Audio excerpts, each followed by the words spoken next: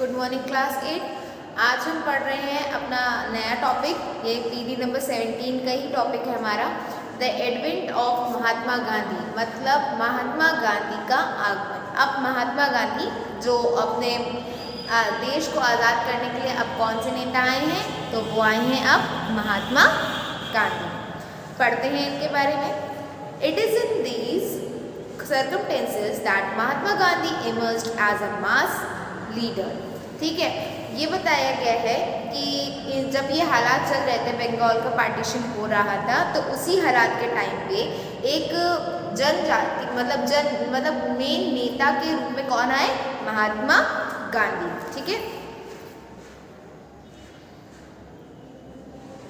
हाँ, as you may know, Gandhi ji aged 46 arrived in India in 1950 from South Africa।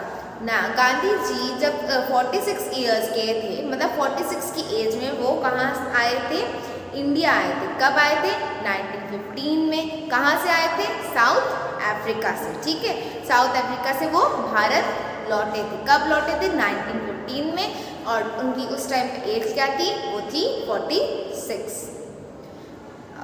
Having led Indians in that country in non-violent marches against six restrictions, he was already a respected leader known internationally. His South African campaign has brought him in contact with various types of Indians: Hindu, Muslim, Parsis and Christians, Gujaratis, Tamils and North Indians, and upper class merchants, lawyers and workers। ठीक है, तो 1915 में वो कहाँ से लौट के आए थे, साउथ अफ्रीका से लौट के आए थे।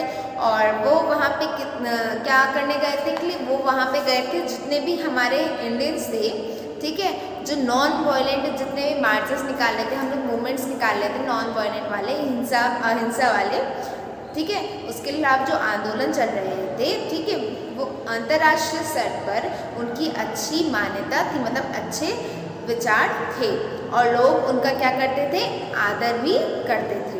जैसे कि साउथ अफ्रीका में आपको आंदोलनों की वजह से उन्हें वहाँ पे क्या क्या मिले, कौन कौन से लोग देखने को मिले, Hindu, Muslim, Parsi, Christian, Gujarati, Tamil and North Indians. ठीक है, और उसमें मर्चेंट्स भी, मतलब व्यापारी जिसे कहते हैं, मतलब हाई लेवल के मर्चेंट्स भी थे और लॉयर्स भी थे और लेबर्स भी थे। सब तरह के वहाँ पे भारतीय उन्हें मिले थे, मतलब उनको सब तरह के भारतीयों से मिलने जुलने का वहाँ पे मौका मिला था। कहाँ पे मौका मिला था, यहाँ, जब वो साउथ अफ्रीका से इंडिया आए थे 1950 में। ठीक है, Mahatma Gandhi spent his first year in India traveling throughout the country, understanding the people, their needs and the overall situation। ठीक है, जो महात्मा गांधी थे वो पहले जो साल था, पूरे साल मतलब फर्स्ट ईयर भारत में क्या करे थे, उन्होंने घूमे थे, इधर उधर भारत में घूमे थे और उसी टाइम पे उन्होंने लोगों को जाना, उनकी ज़रूरतों को जाना, उनके हालात जो थे उनको समझने की कोशिश की। ठीक है, His earliest interventions were in local movement in Champaran, Kheda and Ahmedabad, where he became into contact with Rajendra Prasad and Vallabh Bhai Patel।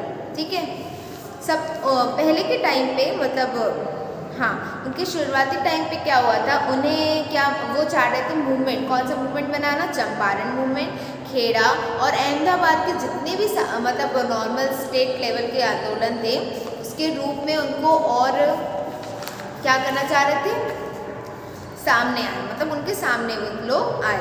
इन्हीं आंदोलन के माध्यम से, मतलब इन्हीं आंदोलन की वजह से उनको और लोगों से और लोगों से वो मिले, जैसे कि राजेंद्र प्रसाद से, वल्लभ भाई पटेल से उनका मिलना हुआ।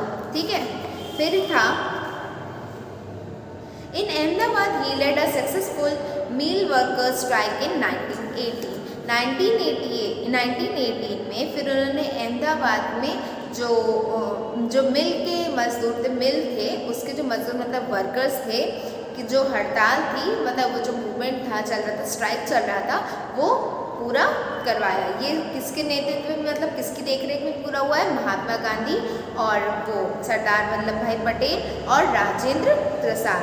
ठीक है, कब हुआ था? 1918 में। और कहाँ हुआ था? अहमदाबाद में। क्या हुआ था? जो मिल की स्ट्राइक थी वो पूरी हुई थी। ठीक है, let us focus in some details on the movement organised between 1919 and 1922। अब हम पढ़ते हैं कुछ आंदोलन के बारे में, कुछ मूवमेंट्स के बारे में जो 1919 से लेकर पूरा 1922 के बीच में हुए थे। तो सबसे पहला मूवमेंट है हमारा द रॉलेट सत्याग्रह। ठीक है, और ये हमारी पीडी कौन सी है? PD number 18। Next PD start हो गई है, पीडी नंबर 18, और उसका टॉपिक क्या है? उसका टॉपिक है the roulette Satyagraha.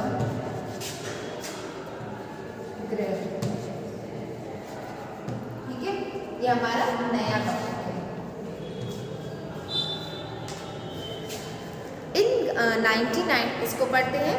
The roulette सत्याग्रह मतलब सत्याग्रह वाला मूवमेंट, रॉलेट एक्ट जो था उसके बारे में। ठीक है, इन 1919 Gandhi ji gave a call for a Satyagraha against the Rowlatt Act that the British had just passed। ठीक है, 1919 में गांधी जी ने अंग्रेज़ों द्वारा जो एक एक्ट बना था, रॉलेट एक्ट के खिलाफ क्या किया? एक सत्याग्रह मूवमेंट स्टार्ट किया। ठीक है, कब किया?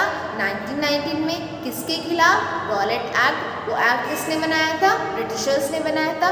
और गांधी जी ने उसके खिलाफ क्या कौन सा मूवमेंट बनाया? सत्याग्रह मूवमेंट। ठीक है, The act curbed fundamental rights such as freedom of expression and strengthened police powers। जो एक्ट था, उस एक्ट के तहत मतलब क्या, उस जो एक्ट था, जो कानून था, उस कानून के तहत जो अभिव्यक्ति मतलब जो क्या था? हाँ, क्रूएड था। अभिव्यक्ति मीन्स, क्रूएड मीन्स अभिव्यक्ति। तो अभिव्यक्ति मतलब स्वतंत्रता, स्वतंत्रता, हमारी फ्रीडम, जैसे हमारे जो भी अधिकार हैं उस पर जो अंकुश लग गया था, मतलब रोक लग गई थी, और पुलिस को और ज़्यादा अधिकार देने के लिए लागू किया गया था। तो रॉलेट एक्ट था, तो पुलिस को सबसे ज़्यादा अधिकार देने के लिए लागू किया था, मतलब पुलिस की सारे डिसीजंस लेगी। Mahatma Gandhi, Muhammad Ali Jinnah and others felt that the government had no right to restrict people's basic freedoms। जो महात्मा गांधी थे और उनके साथ जो मोहम्मद अली जिन्ना थे और जितने भी नेता थे, उनका ये मानना था कि सरकार के पास लोगों की जो स्वतंत्रता है उसको रोक लगाने का कोई अधिकार नहीं है। किसके पास? सरकार के पास लोगों की, सरकार का कोई राइट नहीं है कि वो लोगों की जो फ्रीडम है, स्वतंत्रता है, उस पर कोई रोक लगाए। They criticized the act as delvish and tyrannical। ठीक है, उन्होंने उस एक्ट को क्या बताया था? डेल्विश का मतलब होता है शैतानी, मीन्स शैतानों का दिमाग था, कि ब्रिटिशर्स थे, ब्रिटिशर्स अपना ही फ़ायदा देख रहे थे, इंडियंस का फ़ायदा तो देख नहीं रहे थे। तो उस एक्ट को क्या बोला गया था? शैतानी की, और मतलब शैतानियों की जो ब्रिटिशर्स थे उनको शैतानी बोला जाता था, और उनकी करतूतें होती थी, मतलब वही जो चाहते थे वही होता था, उसके अकॉर्डिंग, उसके अलावा और कुछ नहीं होता था। Gandhi ji asked the Indian people to observe 6 April 1919 as a day of non-violent opposition to this act, as a day of humiliation and prayer and हड़ताल strike। ठीक है, तो गांधी जी ने, जो गांधी जी थे, उन्होंने लोगों को बताया कि 6 अप्रैल 1919 को वो क्या करेंगे? जो मूवमेंट, कौन सा मूवमेंट था हमारा? नॉन वायलेंट मूवमेंट था, उसका क्या करेंगे? सम्मान करेंगे। अहिंसक जो विरोध, उसका दिवस मतलब दिन बनाएंगे 6 अप्रैल 1919 को के रूप में उसको सेलिब्रेट करेंगे। ठीक है, और इसमें ये था कि जो ह्यूमिलेशन मतलब अपमान, और प्रेयर मतलब जो याचना मतलब प्रार्थना जो होती है, प्रार्थना के दिवस के रूप में, डे के रूप में बनाया जाएगा। कौन सा दिन? 6 अप्रैल 1919, मतलब उस दिन से क्या हुआ था, उस दिन को ह्यूमिलेशन एंड प्रेयर डे के रूप में मनाया जाने लगा। इसमें क्या हुआ था कि जो अहिंसक मतलब नॉन वायलेंट लोग थे उनके विरोध के लिए ये दिवस मनाया गया था। ठीक है, और जो हड़तालें थी वो भी की गई थी। स्ट्राइक्स मीन्स हड़ताल। सत्याग्रह सभा व set up to launch the movement, और जो आंदोलन शुरू करने के लिए किसकी सभाएं बनाई गई? सत्याग्रह की सभाएं। The Rowlatt Satyagraha turned out to be first all India struggle against the British government, although it was largely restricted to cities. ठीक है, रॉलेट जो सत्याग्रह ब्रिटिश जो एक्ट था सरकार के खिलाफ, वो पहला क्या था? ऑल इंडिया स्ट्रगल मूवमेंट था, मतलब ऑल इंडिया भारतीय स्ट्रगल मीन्स संघर्ष क्या था? मूवमेंट था।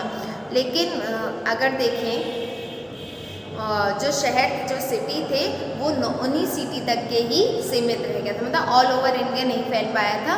जिस सिटी में वो लोग थे बस उसी सिटी तक के वो रह गया था मूवमेंट। ठीक है, in April 1919 there were a number of demonstrations and hartals in the country and the government used mutual measures to suppress them. ठीक है, अप्रैल 1919 में पूरे देश में जगह जगह अब क्या होने लग गई? हड़तालें होने लग गई, जुलूस निकाले जाने लग गए। ठीक है, इस तरीके से हड़तालें स्टार्ट हो गई थी। कब से? 1919 से। The Jallianwala Bagh atrocities inflicted by General Dyer in Amritsar on Baisakhi Day 13 April were a part of this repression।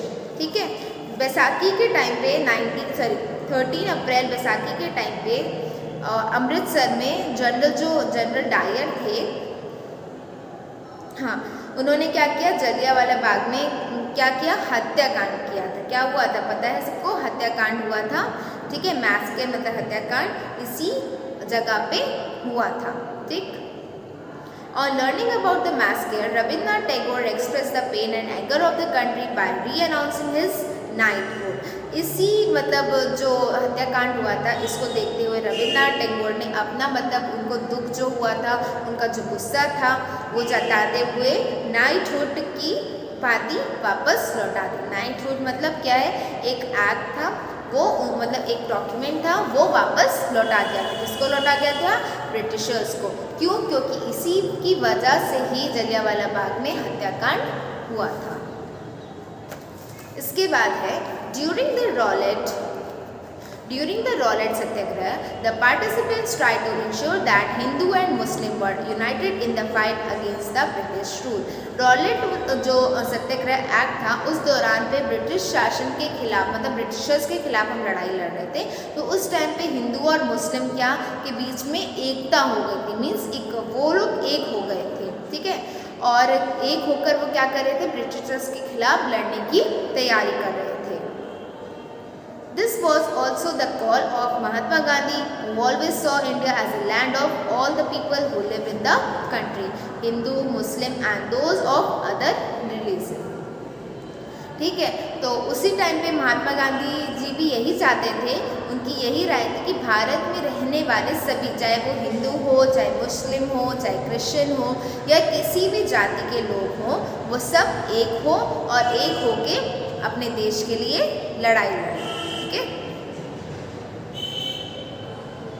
He was keen that Hindus and Muslims support each other in any just cause। उनकी मतलब यही एक इच्छा थी, मतलब यही वो चाह थी कि जो हिंदू और मुस्लिम थे वो एक होकर देश के लिए लड़ें और देश का समर्थन करें और एक दूसरे से ना लड़के अपने सिर्फ देश के लिए लड़ें और उसको आज़ाद कराने की कोशिश करें। क्यों? क्योंकि उस टाइम पे जो जलियांवाला बाग इंसिडेंस हुआ था उसके बाद में और इंडिया में लड़ाई स्टार्ट हो गई थी।